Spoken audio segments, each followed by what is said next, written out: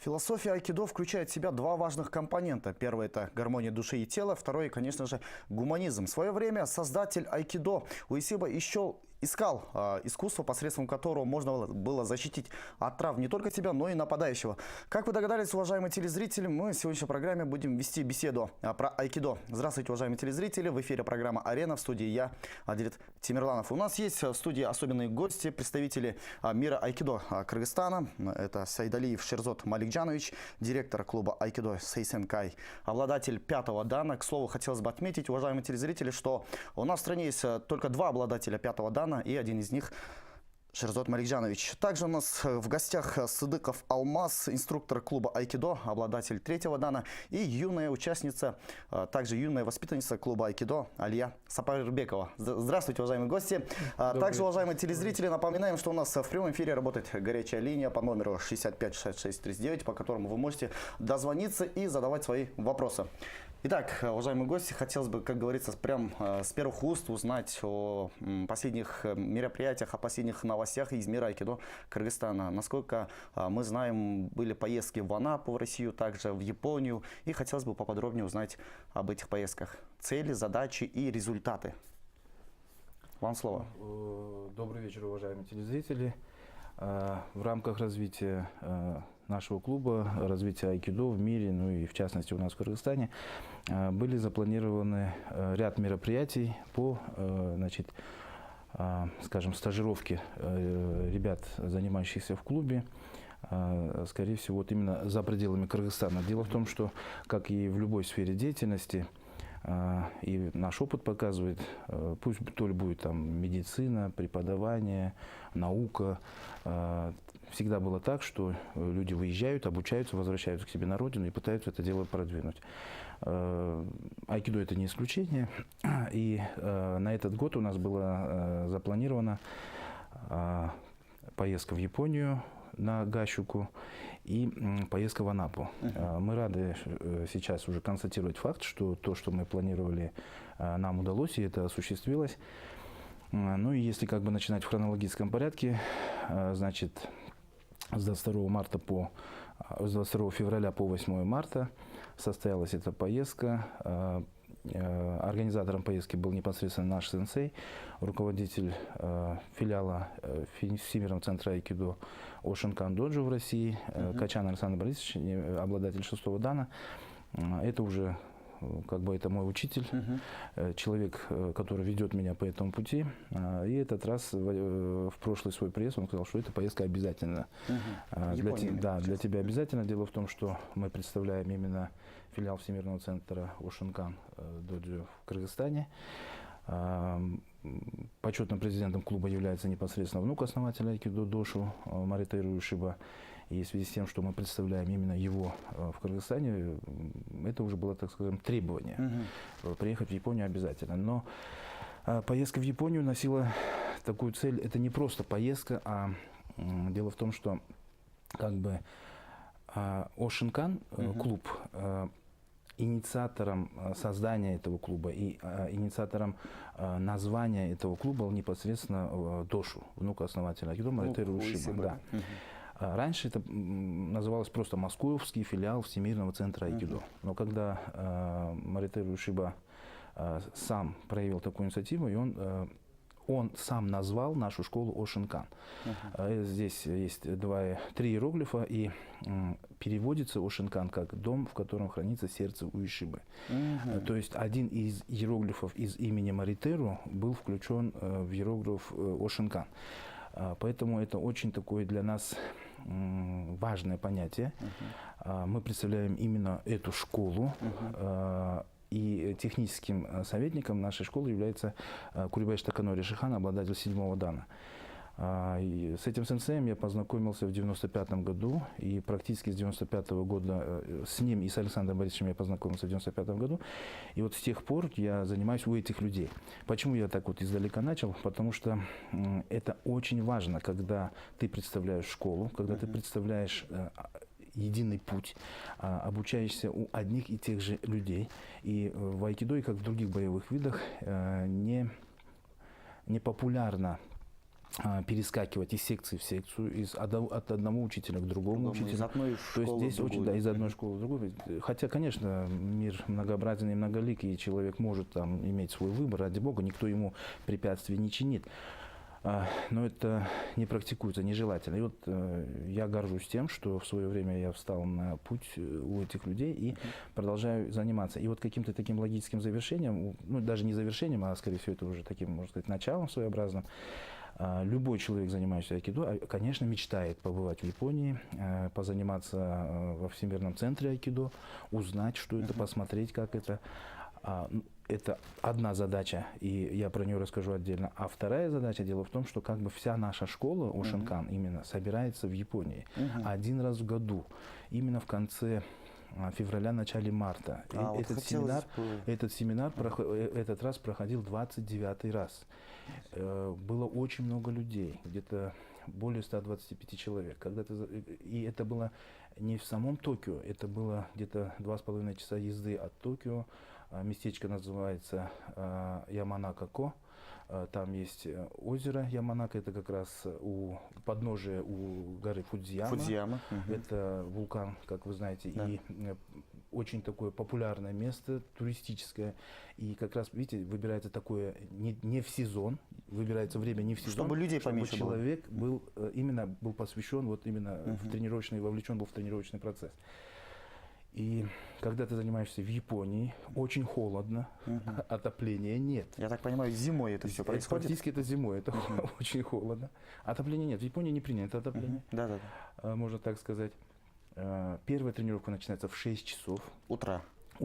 Заходишь в зал босиком, нога прилипает к татами, всех трясет, все потихонечку начинают разминаться. Буквально через 5 минут, вот когда говорят же, что вот у человека есть аура, да, но мы ее не видим, да, а тут через 5 минут видно, когда вот так вот все стоят, и от них вот такой пар идет, прям, знаете, вот столбом, прям все пышат. Через 5 минут все окна открываются, и так холодно, еще окна открываются, и такой интенсивности тренировки, вот поэтому позаниматься с японцами, вкусить это, а еще, знаете, ну это очень долго и интересно рассказывать, такие углубленные занятия, 3 тренировки в день. Мы жили в отдельном пансионате Тошокан, все посвящено, все так вот рассчитано, это только тренировочный процесс. Потренировался, завтрак, чуть-чуть отдохнул, вторая тренировка, пообедал, чуть-чуть отдохнул, третья тренировка, первая тренировка час, вторая тренировка 1,5 часа, последняя тренировка 2 часа, интенсивность очень высокая, уровень, там белых поясов нет. Все черные пояса, все, когда ты занимаешься параллельно рядом с тобой 7-е даны, 6-е даны, таких как ты 5-х данов тут ползала, уровень высоченный, темп, интенсивность. И знаете, что меня поразило? Вот японцы занимаются, как будто это последняя тренировка в их жизни. Глаза горят, с чувством, с рвением. Это же боевое искусство, опять же.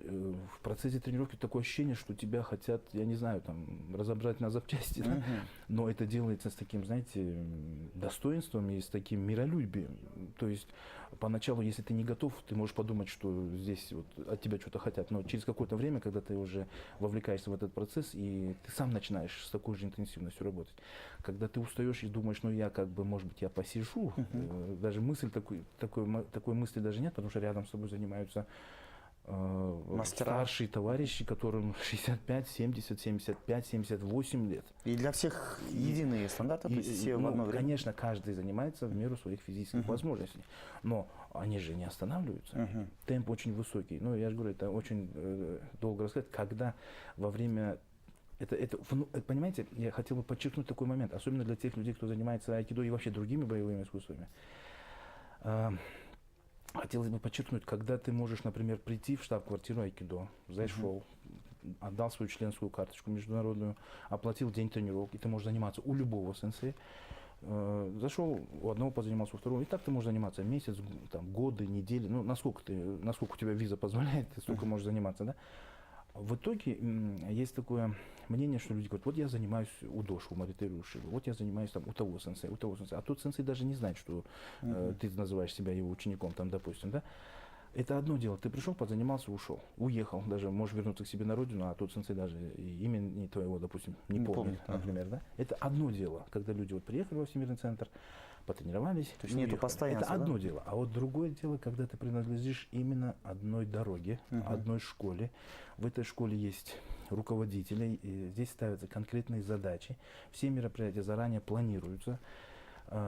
Ты участвуешь во всех этих мероприятиях, ты идешь по этому пути, ты развиваешься. И когда каждый раз ты приезжаешь на очередной семинар, этот же сенсей делает тебе там миллион замечаний, 500 поправок, там, я не знаю, дает какие-то новые знания. И я был, например, впечатлен, когда, например, на этом семинаре сенсей по пояс раздевался и показывал, какая мышца как работает, где что у него двигается, как ребра раздвигаются, как он вдыхает, как он маскирует какое движение, куда идет там тазобедренный сустав, как сгибается колено. Понимаете? Ну, конечно, он только до пояса раздевался, но вот такие подробные объяснения, они даются именно вот в таких условиях, когда гайщику это называется, это спортивный сбор. Именно все ученики Курибаева-сенсея, которые много лет у него занимаются, выпускники университетов, в которых он преподает айкидо, все собираются. Это, знаете, это даже не просто сбор людей одной школы, это одна семья. Мы завтракаем вместе, мы, скажем, в одном пансионате живем, мы видим друг друга. Мы практически неделю даже не было необходимости выходить из пансионата. Не то, что необходимости, а и времени не было. Когда, например, вот очень интересный момент. Все завтраки и обеды и ужины в одно четкое распланированное время. Один особый человек, рацион, да? особый рацион. Японская кухня, я так очень хорошо вкусил японскую кухню. Очень, знаете, я думал, что, вот кажется, что мало, но сытно и интересно вообще достаточно. Вот один человек не пришел на завтрак, все будут ждать. Пока он не придет. Пока он не придет. Никто не начинает, пока он не придет. Когда этот человек приходит, происходит определенный ритуал принятия пищи, после чего все начинают, допустим, завтракать, обедать или ужинать. Ждут, пока все не кушают. Когда все прекратили, ну там, конечно, время регламентировано, все поминутно. Опять же, все вместе заканчивают, все вместе встают, все вместе убирают со стола. Буквально, ну представьте, где-то больше 100-125 человек, моментально в суде 3 минуты, стол чистый. И знаете, а вот если ты опоздал или где-то что-то как-то, тебе обязательно, потихонечку тебе сделают такое аккуратное замечание, могут даже его сделать тебе на татами. Понимаете, это очень такой серьезный воспитательный момент, поэтому я очень много понял, и теперь я попытаюсь, во всяком случае, передать своим ученикам именно вот этот японский менталитет, японское мышление. Конечно, это была моя первая поездка в Японию, знаете, впечатлений масса. Но решения не принимаются легко, решения не принимаются на ходу. Нельзя просто так подойти к сенсею, он тебе не друг, так скажем, это твой учитель. Воспитывается правила поведения, ритуал, этикет, такт. Традиция. Да, вот это очень полезно. Вот поначалу, я когда приехал в Японию, у меня такое впечатление было, какая разница, Кыргызстан, Япония, скажем, вроде мы все люди-братья, все похожи друг на друга, но когда я приехал обратно, я почувствовал, что есть большая разница между их менталитетом и нашим менталитетом. Ну, про саму Японию, конечно, речь отдельно, а вот именно тренировочный процесс был, очень интересный. Ну и после этого второе мероприятие было, это поездка в Анапу непосредственно. И по этому поводу я только 2 слова скажу, остальное вот наш инструктор Алмаз расскажет. Я считаю, для нашего клуба это тоже своеобразное достижение, что нам удалось, и спасибо большое родителям детей, которые поддержали. Мы много лет планировали. Эти семинары уже в Анапе проходят 15 лет. Туда приезжают инструктора Всемирного центра айкидо. Со всей России наша школа собирает учеников, проходит семинар, проходит аттестации. И много лет, опять же, нас туда приглашали, возможности не было. Ни мы не проявляли такую инициативу, и родители не могли нас поддержать. Этот раз все сошлось. Секция Алмаза стала популярной, там занимается очень много детей. И когда этот раз наш сенсей Александр Борисович предложил эту поездку, когда мы с Алмазом обсудили этот вопрос, когда Алмаз поговорил со своими родителями, и у нас получилось. И в рамках этого 6 детей съездили на этот семинар. Я думаю, что остальное уже вот непосредственно участники сами расскажут. Да, к слову. Алмаз мырза, айта кетсеңіз, ушу Анапа шаарында өткөн ушу иш-чара боюнча максаттары, жыйынтыгы кандай болду? Биздин жаш өспүрүмдөр чоң иш-чарага катышып келиптир, ошонун жыйынтыгын билсек жакшы болот эле. Мен сенсей айтып кеткенде бұл 15-ші жолы болды. Біз баягы жыл сайын эле баягы кыялданып коебуз, бирок кыстаган турмуш жеңип эле бара албай калып эле, анан быйыл ушундай бир максат коюп баралы. Ателер мен ага чейин дагы мына балдарыбыз чоңоюп калды. Акыргандан кийин дагы бир нерсе көргөзүш керек, өзүңүз да көргөзүшүң керек. Анан тажрыйба алмашуу обязательно. Анан семинардын аягында экзамен болот. Бул экзамен өзгөчө, Россияда өзгөчө алынат экен да. Бизде экзамен алса, мисалы үчүн сенсей алат. Ал жерде целый состав бар экен, экзамен алчу. Өзгөчөлүк курама. Ар бир буручта татаминин ар бир буручтарында, мисалы үчүн 5-чи дандан отурушат, карашып балдарды. Балдар 1 саат берди экзамен. Серьезно беришет экен. Притом еще Япониядан келди. Аяма Юджи 5-чи дан тажрыйбалуу балдар менен иштеген, мындай опыттуу чоң, мындай. Көбүнчө ушу Жапониядан келген адис ушу көбүнчө жаш өспүрүмдөр менен машыккан киши болобу ошондо? Ооба, атайын ошо Япониядан ушундай баягы балдар детский семинар болсо, балдарды жибериш ошо ким менен непосредственно ошо иштеген балдар жиберет, агайлар жиберет экен. Аяктын кандай десек, Япония көрүнөт да кандай балдар менен иштейт. Эмнени бергиси келип атат. Мүмкүнчүлүк болсо балдар алышты, көбүнчө знанияны алышты, алганга аракет кылышты. Аягында биздин балдар мына жакшы результаттар менен келишти. Жакшы баягы биздин эмебиз бар да, заявка деп коебуз, заявка берген результаттан булар дагы өйдөрөөк алышты да, дагы өйдөрөөк алды. Айта кетсек дагы семинар такой, кандай десек, 91 бала болду. Бул жерде 15 где-то сенсейлер өзлөрү такой көбүрөөк көңүл балдарга бурулду. То, что айкидодон сырткары дагы жакшы мероприятияларды коюп койду, культурный мероприятиялар. Бойлинг, баш аяк канча күнгө уланды ушул иш-чара? Баш аягы бир 7 күн болду. 7 күн, 1 жума. 7 күн, 1 жума болду. Эртең менен тренировка, кечинде тренировка.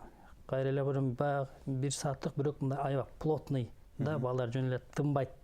1 сааттык жөн эле болгон энергиясын беришет.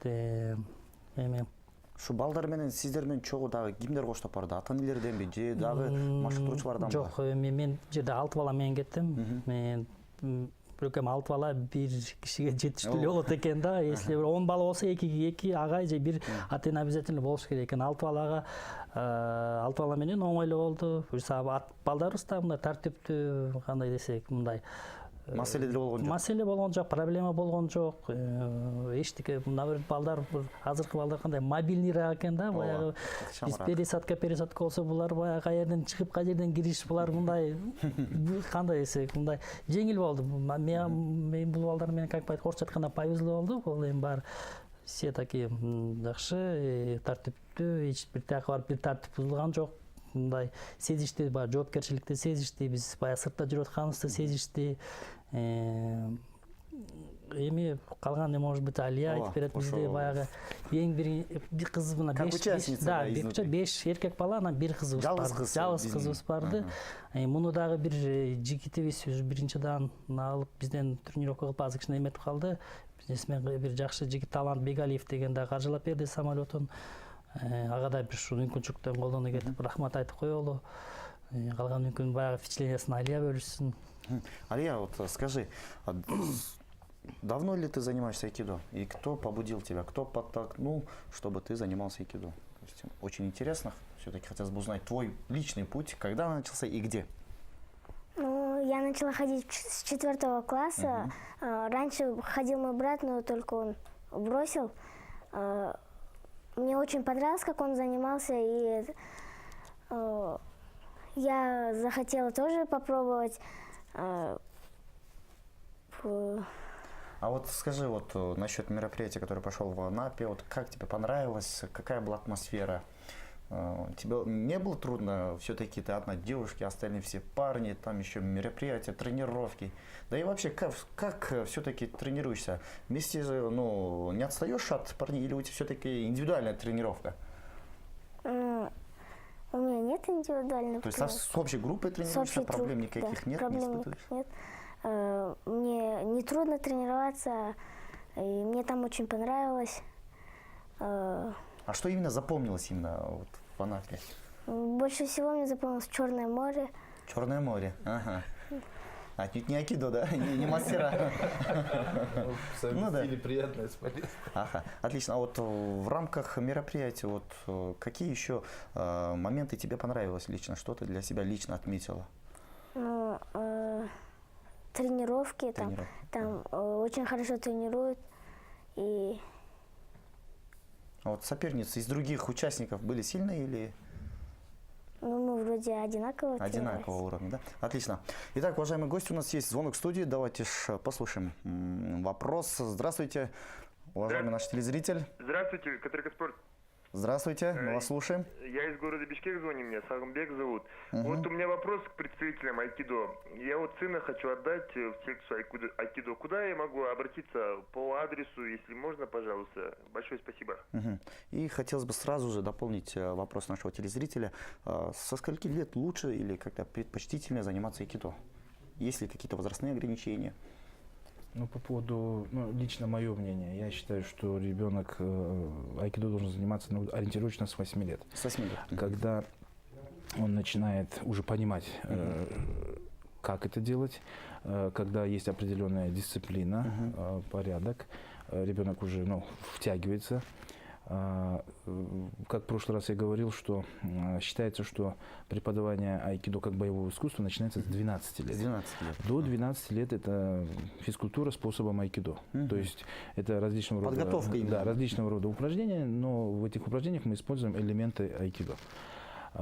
Это я говорю про свое личное мнение, но в то же время у нас есть родители, которые и в 4 года отдают. И в 4? Да, и в дзюдо отдают в 4 года, и в 5 лет, и в 6 лет. Но понимаете, психология такая, что если, допустим, в 4-5 отдадите, в 6, но ребенок до какого-то этапа доходит, потом у него возникает такое, что привык, надоело, неинтересно, и происходит такая своеобразная дискредитация. А дети маленькие, или вот, скажем, когда родители их начинают давать в ту секцию, в эту секцию, они не осознают, что делать. А вот осознание, даже вот по своим детям я сужу, вот в 8 лет ребенок начинает понимать дисциплину, порядок, выполнять какие-то упражнения, начинает понимать, что от него требуют. Поэтому я думаю, что оптимально это 8 лет. Что касается в нашем клубе, я инструкторам даю такое право, что инструктор может взять ребенка, допустим, и в 6 лет, потому что есть определенные требования к 6-летним детям, они имеют право сдавать экзамен. Инструктор может взять 6-летнего ребенка, потому что дети бывают разные. Бывают акселераты, бывают более развитые дети, да? Бывают гиперактивные. Да, и как бы с таким определенным, как сказать, испытательным сроком. Если за, допустим, 2-3 недели ребенок себя хорошо показывает, ему интересно, он развивается, то на усмотрение инструктора, допустим, ребенка можно оставить в секции. А если где-то что-то не получилось, то лучше ему, может быть, подождать, заняться чем-то другим. А что касается адресов, я думаю, что Алмаз подскажет, да? Алмаз Мурза, тоқтайгетсіз, қайсы жаққа, қайсы Мен азыр толық шерсенсеге қосыламын. Мен баяғы опыт көргізіп жатады, что 6 жаш үшін эле адаптационный период деп коем да. Бул мага көнүп, коллективге көнүп, татамиге көнүп, ошол бир убакыт керек, бир жарым жыл, 1 жыл керек баланан. Бала 6 жаш, 7 жашта обязательно бул үйдөн келген бала болот да. Кээде садиктен, анан үйдө келген кичине. Кээде бир тараптан кошуп кетемиз, кээде бир бала көнүш керек окшойт коллективге, мага көнүп, анан ошондо бала ачылып, бир жарым жыл, 1 жылдай болот. Ыгын таап, бир көнүшүп, анан тил табышып, иштешкенге чейин бир убакыт. Ошол убакыт 6 жаш, 7 жаш болот. А бирок агай айткандай 8 жаш, 9 жаш менен серьезно заниматься эте баштайсың да, потому что 5 жаш, 6 жашта баланы баягы бул жерде барды, оң кол, сол колун кылдый кыл, үйдө кылдыйча бала оң кол, сол кол каякта экенин ойлонгуча эле уже убакыт өтүп баягы эметип кетет да. Аны бизде мындай да, бир 6 жашта өзүнчө, 7 жашта мынтип бөлбөйбүз. 6 жаш менен 10 жаш болуп калышы мүмкүн. Анан баягы биз алдын тардыгына байланыштуу безопасный болуш үчүн 6 жашты мен айт баягы алысыраак. Сен баарына мүмкүнчүлүгүң жете албай калат, бирөөнү кармай калышың, тееп алат, чаап алат, уруп алат, потому что анан бул балдар кичинекей назик болот, ошон үчүн баягы коркосуң да 6 жаш, 7 жашты аралаштырганга чоң балдар менен. Анан баягы мен деле толук кошулам, 8 жаш, 9 жаш, 10 жаш. Бул оптималдуу. Оптималдуу, эң оптималдуу. А ушул биздин телегөрүүчүсүн сурообузга кайрылалы, даректер боюнча ошо кайсы жакка алып барыш? Бизде азыр баягы интернет сайтыбызда, мисалы үчүн ГИЗ-2да толук маалымат бар. Мен только азыр мындайча айтканда балдар менен эле иштейм. Секциямда где-то бир 95 бала бар. Хумбаева, Чапаева, азыркы Бакаева, Бакаева 130. 130. Чапаева 130, Бакаева 130. Экинчи залым болсо Манас 1-де. Бул алтын түйүндүн ичиндебиз. Ошол жерде 2 зал менен азыр иштеп атабыз. Анан келсеңиздер, мына азыр мен если телефон мүмкүнчүлүк болобу, берип койсом болобу? Баса белгилеп айтып кеткенге. Баса белгилеп айтып кеткенге. 555 08 35 88 şu телефонго чалсаңыз, мен эми баардык жоопту азыр эми сизде суроо көп болот. Мен ошол менен эле анан эфирден сырткары жерде чалса, толук маалымат ошол жерден берейин. Еще одна детская секция по адресу улица Фрунзе 501, пересекает Логвиненко. Там преподает тоже один из ведущих наших инструкторов, Ордабаев Бакыт, обладатель 4-го дана. Он занимается этим уже преподаванием детей очень много, дети его любят, у него это очень хорошо получается. И занятия проходят как раз вот по этому адресу, Фрунзе 501, там есть гимнастический зал, мы много лет в этом зале преподавали, это уже, так скажем, намоленное место. Там тоже двери Да, открыты. вечерние тренировки с 18 до 19:30. Вы можете позвонить по этому же номеру. Я могу и другие номера дать, но вот в этом зале детская секция есть. И мы еще по городу еще 2-3 секции новые открыли. Но на сегодняшний день так получается, основные 2 секции вот по тем адресам, которые мы указали. Остальные секции это все-таки больше подростки. Я в основном занимаюсь взрослыми. Да, ну и, скажем, в моей секции на сегодняшний день тренируется один ребенок, ему 11 лет, мы его называем сын полка, Марлис Мигель. Ну это вот как бы непосредственно я его сам курирую, сам поднимаю. Но он занимается со взрослыми, и как я вижу, что он так быстрее взрослеет, потому что со старшими занимается. Отлично. Давайте, уважаемые гости, обратим внимание на экран. У нас есть фотографии с мероприятия Санапы, да и с Японии. Хотелось бы в прямом эфире, чтобы прокомментировали, чтобы всем нашим телезрителям дать подробное описание, подробную информацию об этих мероприятиях. Итак, это фотография нашего клуба, да? Да, это приезд нашего сенсея Александра Борисовича, очередной, один из его приездов. Он проводил семинар. В основном мы эти семинары проводим в центре Стронг. Это Анапа. Да, Это бул Анапа. биз Анапада чоң спортивный комплекс бар экен. Это уже наши участники, наши Да, дети. биздин балдар, наши участники. Это мы культурная программа, насколько я культурная понимаю, да? программа, мероприятие, экскурсия там. Я вот благодарен нашим ребятам, что они взяли с собой флаг Кыргызстана, и где можно его представляли. Вот в предыдущей фотографии вы видели, как Ояма сенсей писал имена ребят. Вот здесь вот в центре как раз отец айкидо России, Хироши Оно-сан. И как раз мы встретили, вот Курибаяси сенсей в белом спортивном. Это как раз вот сзади Фудзияма, если вы видите. Да, на заднем плане. Да, это Намба сенсей, Всемирный центр айкидо, непосредственно зал, где занимаются все люди. Это секция в NHK, телерадиокомпания NHK, в центре опять Оно Хироши. Про это я отдельно хотел бы рассказать. Это вход во Всемирный центр айкидо. Вот Оно Хироши. Если он папа российского айкидо, то мы его назвали дедушкой кыргызского айкидо. То есть мы как бы напросились ему во внуки. Это вот на входе во Всемирном центре айкидо, да, вот такое панно, да. Это я занимался с учидеши Всемирного центра.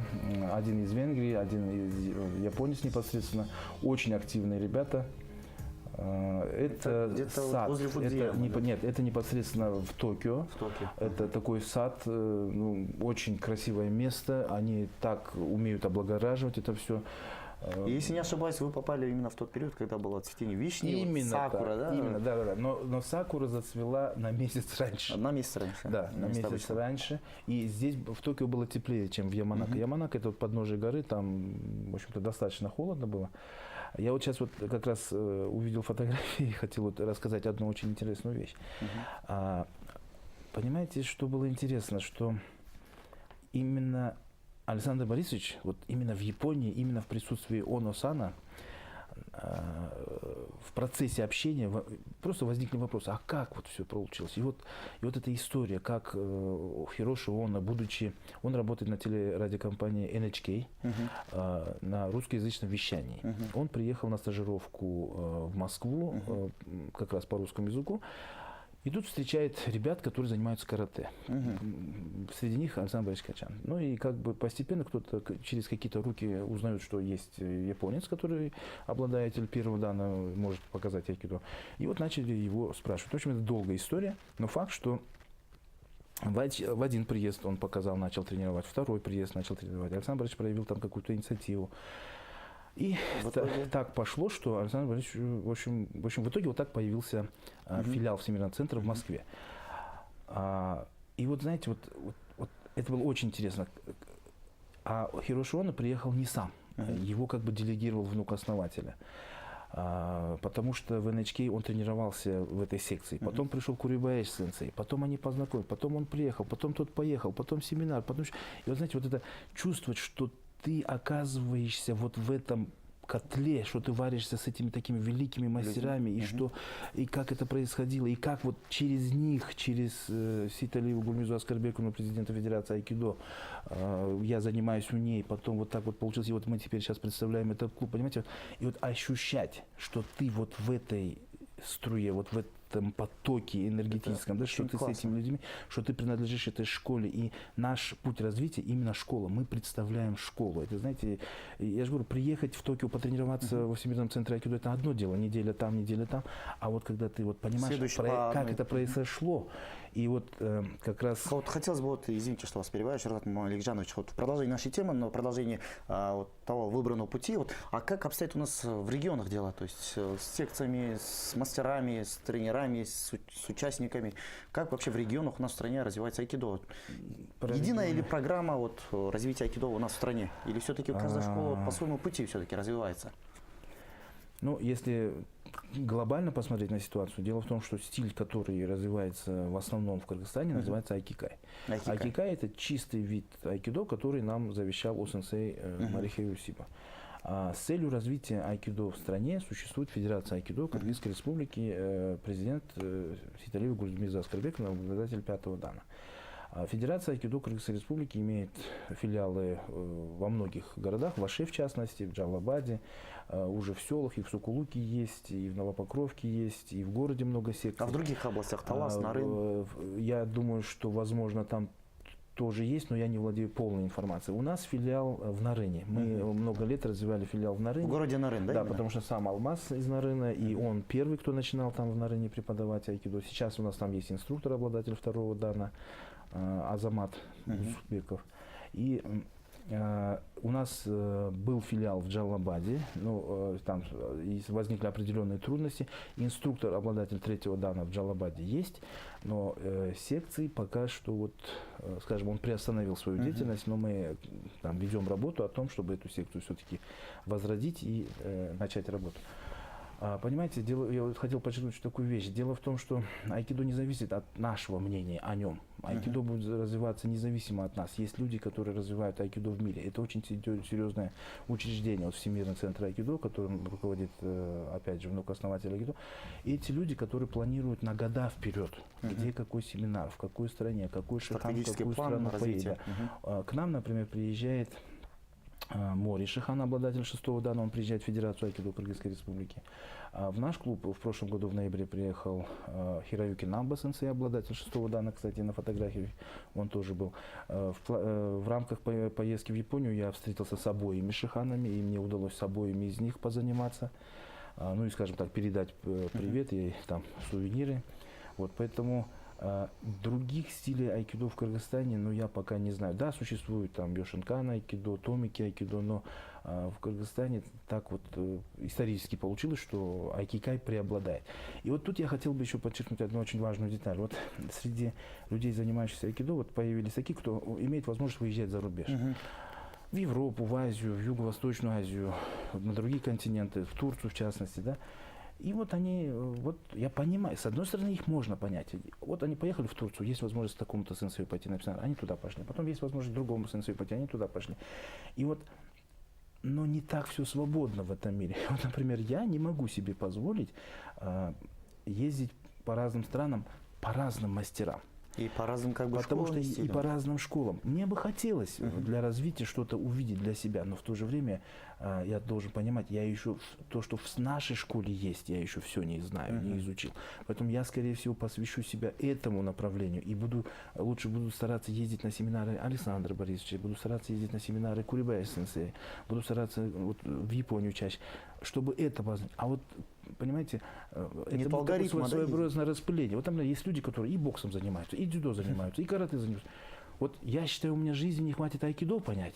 А как можно заниматься 5-6 видов одновременно, и как ты не там не специалист, и тут не специалист, понимаете? Поэтому я сторонник.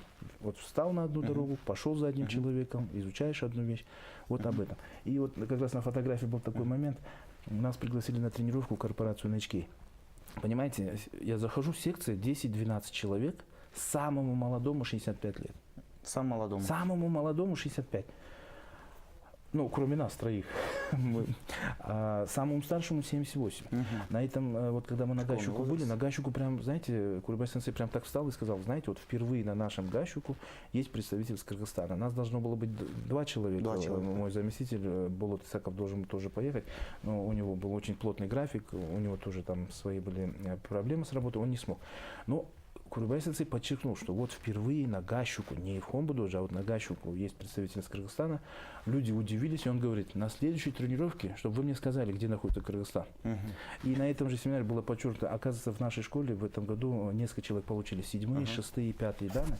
И понимаете, вот это чествование произошло на этом Гащуку. То есть всех подняли, всех поздравили, всем вручили сувениры, это особо отметили.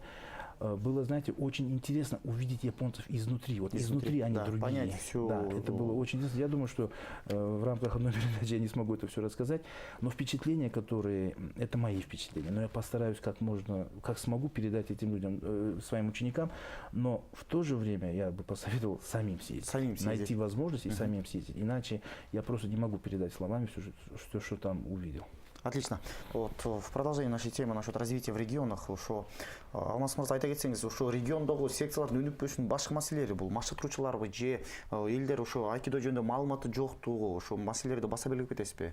Же ошол эле кезде финансирование, финанс маселеси? Эми мен өзүмөн башыман өткөндү айтып берейин. Ошо боюнча тажрыйбаңыз боюнча. Тажрыйбам мен биринчи нарынан ачып калганда айкидо, дзюдо, борьба эле бар эле да.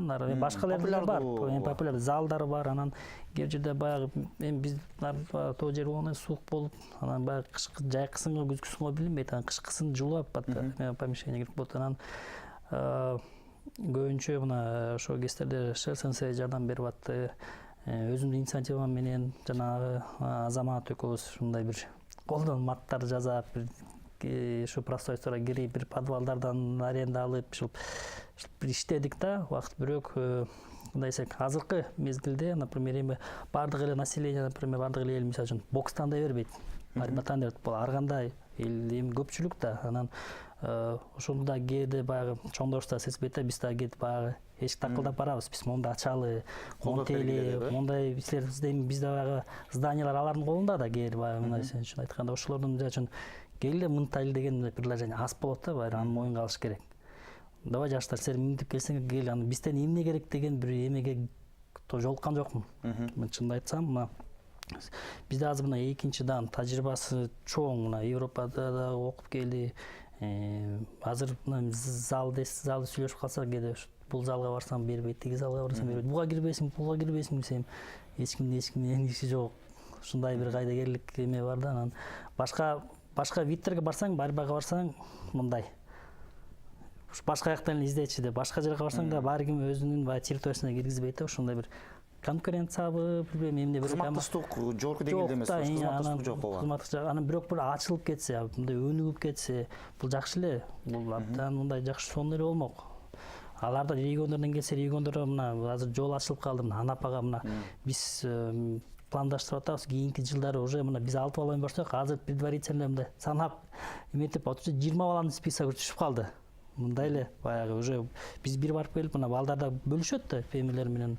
Анан региондордон деле барса, бул эми балдар үчүн бул дүйнөсү бир өзгөрүлөт. Бир көрүп келгенден кийин бала обязательно көз карашы өзгөрүлөт. Бул биз эле берип аткан жокпуз. Айкидон чоң мастерлерден үйрөнүп келгенден бул баланын ички бир нерсеси өзгөрүлөт да. Мына мен барып келгенде 6 баланын бир нерсеси уже өзгөрүлдү. Мындай карасаң уже мындай сплоченность деп коет го, биримдиги, биримдиктүү болуп, мындай бир туугандай болуп, тиякта да бияка келсе уже бир туугандай болуп, уже мындай өзлөрүн мындай эме сезип калышып, ушундай бир уверенность деп коет го, ошондой сезип калышат экен балдар. Анан могу регион боюнча чындап бар, эми баягы мүмкүн биз дагы жакшы рекламага албай атабызбы, бирок эми иштейбиз мунун үстүнөн, дагы тыкылдатабыз, дагы тажатып көрөлү чоңдорду.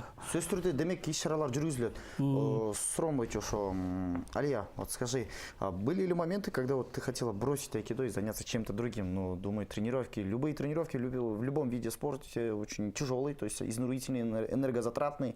Были ли моменты, когда вот ты хотела бросить айкидо и заняться чем-то другим? Обратно повторюсь.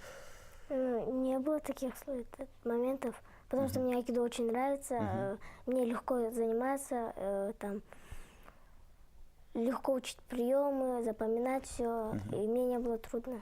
А вот в повседневной жизни айкидо чем тебе помогает? Когда вот мальчики задирают, то есть ты отвечаешь или все-таки пытаешься как-то уклониться? Ну, разные ситуации бывают, особенно в школьные годы. Ну, мне сейчас мальчики не пристают вроде. Ага, все знают, все боятся, да? Ну да. Ага. Мне айкидо в школе помогает, внимательнее становится человек. А внимательно к каким вещам? То есть движением каким-то или информацией? Вот хотелось бы немножко вот разузнать, то есть... Ну, к информации больше, наверное. Потому что когда учитель говорит, ты больше запоминаешь и больше учишься. Ты стала более послушной, более дисциплинированной, да, если не ошибаюсь? Отлично. А как относятся родители вот к твоему увлечению? Поддерживают? Да, они поддерживают. Вот. Ну, папа сначала не хотел меня отпускать в Анапу, но потом он передумал и отпустил. А почему он не хотел отпускать, если не секрет?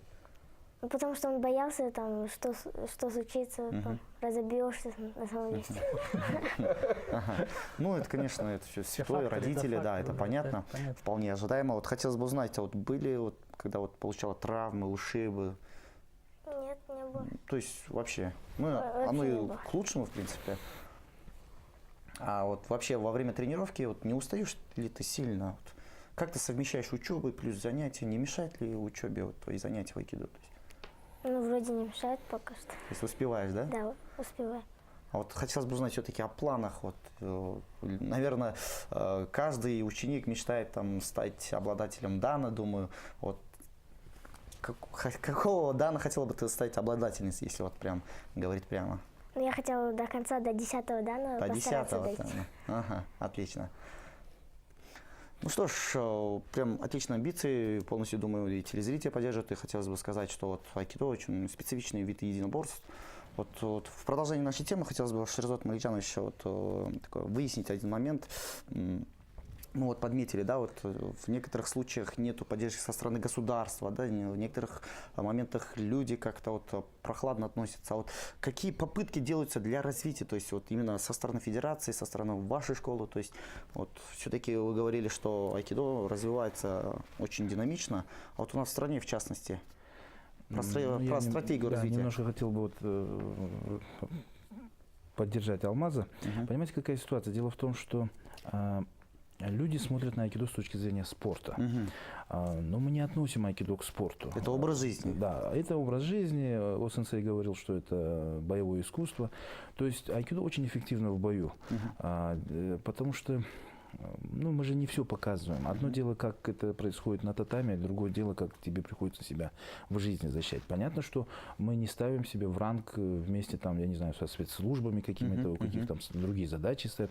Но я могу сказать, что в бытовой жизни айкидо очень хорошо помогает для разрешения различного рода конфликтных ситуаций. А вот хотелось бы спросить, были ли моменты, когда вы лично применяли приемы айкидо в повседневной жизни? Защищали себя как-то? По молодости у меня там буквально, может быть, ну, 2-3 ситуации в жизни были.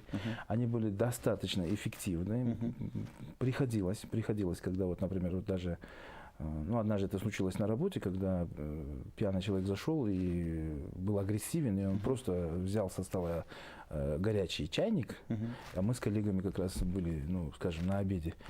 И вот он пытался этот кипяток опрокинуть на нас. Ну, удалось разрешить эту ситуацию. Там моменты были, но дело даже не в этом. Дело в том, что не доводить до таких Да, вот ситуаций. основа- Человек должен основа уметь не философии доводить. Да. Мастер, неважно, любого вида, мастер, он всегда как бы предвидит эти события. Он А есть как бы инструкции? освещает. Инструкции нет. предписания вот Нет, никаких предписаний. Это только жизненный опыт, понимаете? Дело в том, что когда много лет занимаешься этим видом, то просто уже по мимике человека, по его поведению, по тому, как у него пошло плечо, как он там начал заряжать свою ногу, там, как он ногу подал, ты уже начинаешь чувствовать, сейчас будет конфликт. Да не то, что там удар, не то, что он сейчас тебя ударит, а ты уже чувствуешь, что он уже имеет какие-то намерения. И айкидо, когда ты имеешь определенный опыт, ты просто это предчувствуешь, и ты где-то на пару секунд опережаешь своего партнера. Айкидо — это техника обережения. Потому что когда тебя уже подойдут и уже возьмут за твою одежду, а когда на тебя уже несется удар, может оказаться, что уже поздно. Но это отдельно, это уже технические детали, это отдельно на эту тему много можно говорить. Но, опять же, возвращаясь к вашему вопросу, государство поддерживает спорт, олимпийские виды спорта, залов мало. Многие люди стараются как-то вот получить быстрый результат, чтобы их ребенок чему-то достиг. А мы же в айкидо что? У нас основная цель — воспитание. И вот, например, даже вот посмотрите, да, в других видах человек может зайти в зале переодеваться. У нас это запрещено. Человек должен опрятен, форма должна быть чистая, ногти должны быть пострижены, он должен соблюдать этикет, ритуал. Если он сделал человеку больно, он должен извиниться, он должен его пригласить нас. Допустим, у нас спарринга нет, а вот два партнера вместе работают. Даже вот, я же говорю, твой напарник, он это не противник, это партнер, понимаете? Партнер. И много идет воспитательных моментов. Мне многие люди звонят: а сколько ваши курсы длятся? Ну, нет такого понятия курса айкидо. Мы не можем за 3 месяца человека там чему-то научить. Я говорю, мы живем. Это длительный процесс. Ну, я вот занимаюсь уже проект. 26 лет. Долгосрочный проект мы его называем. И вот в процессе идет же воспитание. Не так же, что вот ребенок родился и сразу вырос, да? Родители же его воспитывают, школу там обучают, институт. Точно так же происходит в айкидо. Поэтому, и вот я могу одно сказать. Пока мы свой зал не построим, пока мы не создадим свои какие-то условия, только приходя в эти условия, люди будут меняться. А когда мы сейчас приходим в зал, где занимаются дзюдоисты, просим зал, или зал, где занимаются еще другие Боксом, виды, да, или когда, понимаете, еще есть такой момент, когда государство и спортивные учреждения сами отдают предпочтение тому или иному виду. Почему? Потому что он престижнее, потому что этим видом занимаются больше людей, потому что за это больше платят, за это они там решают какие-то финансовые вопросы. И вот пока мы будем сталкиваться с такими руководителями спортивных учреждений и вот с такими моментами, то развития не будет. Качества роста не будет. Пока мы сами не найдем зал, пока мы сами его не оформим, пока он не станет нашим, или пока вот, скажем, владелец зала не скажет, что, ребята, вот зал, вот. И вот когда мы создадим такой оазис, и сюда люди будут приходить, и вот в этом оазисе они будут меняться, как вот люди ходят в церковь и меняются, люди ходят в мечеть и меняются. Но я не претендую на это, но пока мы не создадим такой зал, где вот хотя бы по-японски все будет устроено, вот там, наверное, будет меняться. Мы к этому стремимся, очень хотелось бы, чтобы так у нас получилось. Ну, пока вот имеем то, что имеем. Отлично. Вот Алмас мырза, биздин да эфирибиз тилек ашы да аяктап калды. Ушу жыйынтыктоочу сөз сизге да берели. Ушу элдерге мүмкүн кайрылуу жасайсызбы? Мүмкүн балдарга, жаш өспүрүмдөргө ушу айкидон машык кыла деген бир үндөө иретинде. Эми могу бизде могу акыркы күндөрү бир мындай жаман бир эмелер болуп кетпедиби? Мисалы үчүн жана компьютерге көбүрөөк аласып, жанагындай оюндар, Балдар, өспүрүмдөр. анан бизде баягы основной менин өзүмдүн мындай идеям, анан пропаганда, мындай ишим бул баягы балдардан компьютерден алыстатуу, анан жана баңгизат, жаман нерселерден алыстатуу. Бала бош болбосо, мындай Бир нерсе көнүп калса, мисалы үчүн биз ата-энелер жумушка барганыбыз бизге милдет. Эртең менен турасың, кетесиң жумушка аракетчилик эле. Балдарга да ушундай милдет болуш керек. Эртең менен турдуң, тренировканы алдың, жаанды кышты карабай башың керек тренировкага, андан кийин сабак. Балдарды ушундай эле кружок, балдар сабак. Анан ушу ата-энелерге да мүмкүнчүлүктөн колдонуп, балдарды ушундай милдет катары спортко үндө бериңиздер, силердин өзүңөрдүн бул келечекте балдар, анан бул балдарга мындай башынан жакшылап көндүрүп койсоңор кийин өзүлөрү алып кетет. Анан бир ушу эмеден колдонуп, биз баягы жакында эле бул Газпром детям деп салынбадыбы чоң мындай балдарга деп. Ошого биздин баардык менин азыр 75 бала бар, бир группага кетсе, бир группа ушундай эле да, анан залыбыз кичинекей эле, ушундай сиздин эле эфирде эле болуш керек. Анан кагаз толтуруп барсак, биздики баары туура. Бизде ушундай балабыз көбөйүп атат. Мүмкүн силер да бир саат берсеңер, бизде ушу зал чоң, кенен, раздевалка баардык условия сонун. Жоқ, бұл жерде жалаң борьба заниматься етеді дейді.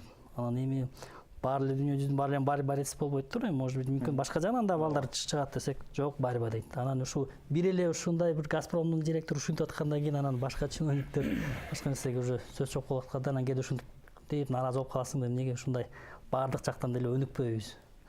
Анан эми өнүкпөсөк эми өзүбүздүн жол уктап өнүгөбүз, иштей беребиз. Жана биз телегөрүүчүлөр ар бир биздин мамлекетибиздин жаранда колдоп берсе дагы жакшы көрүнүштөр болот окшойт. Алия, хотелось бы, вот, чтобы ты обратилась, воспользуясь моментом, обратилась к своим сверстницам, сверстникам, чтобы занимайтесь спортом, занимайтесь айкидо. Я хотела бы передать привет сперва своим родителям и поблагодарить своего спонсора, что он оплатил мою дорогу. И я хочу сказать своим одноклассникам, чтобы они тоже приходили в айкидо, потому что в айкидо становишься внимательнее и лучше учишься. И это помогает в жизни и в учебе. И главное, это самосовершенствование, да? Да, самосовершенствование. Отлично. Ну что ж, уважаемые телезрители, вот такой он мир айкидо Кыргызстана. Спасибо, уважаемые гости, что все-таки приоткрыли завесу тайн. Но мы с вами, уважаемые телезрители, прощаемся. В студии был я, Адиль Тимирланов. Это была программа «Арена». До новых встреч. Пока-пока.